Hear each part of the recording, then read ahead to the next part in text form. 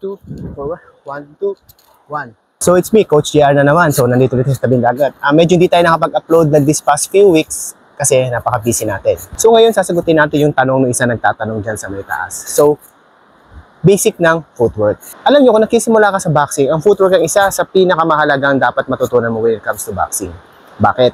Magaling ka nga sumutok na, doon ka lang naman sa isang position. Wala rin, di ba? Ang problema din ng iba when it comes to footwork kasi masyadong nagiging komplikado. Masyado sila na manonood ng mga videos na alam niyo yung parang ladder na mabibilis. Kasi kapag beginner ka, alamin natin, hindi nyo pa talaga kaya, dumaan din kami sa ganun. So dapat, alam mo muna yung 4 na basic na footwork na dapat matutunan mo, especially pag beginner ka. Ano yun?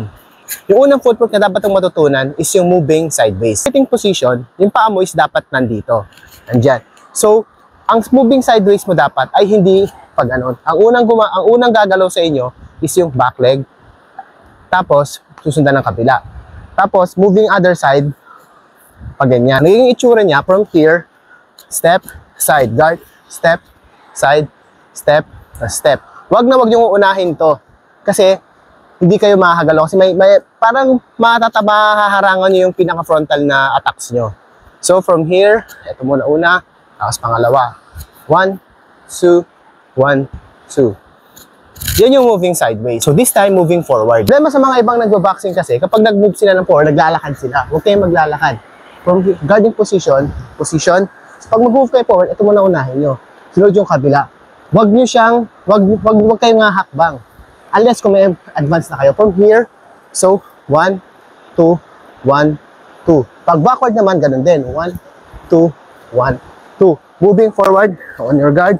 1, 2, 1, 2. At wag na wag kayo magmamadali. Kasi usually kasi yung iba nagmamadali. Hayaan nyo i-absorb muna ng katawan nyo yung pinaka-technique. Try natin lagyan ng punches yung sideways. Straight, side, jab straight, side, uppercut, hook, side, straight, then straight. Ngayon, try natin lagyan ng punches yung forward. So from here, 1, 2, atras, uppercut. 1, 2, so forward, 1, 2, forward, 1, 2, 1. Di ba mas madali kapag ganon? Isa-isa lang. Tandaan nyo, movements muna bago lagyan ng punches. Wag na wag yung pagsasabayin muna, lalo pag beginner ka. At yung pangatlo dapat yung malaman is yung pivoting. Ito yon. From here, paano ka lilipat sa kabila?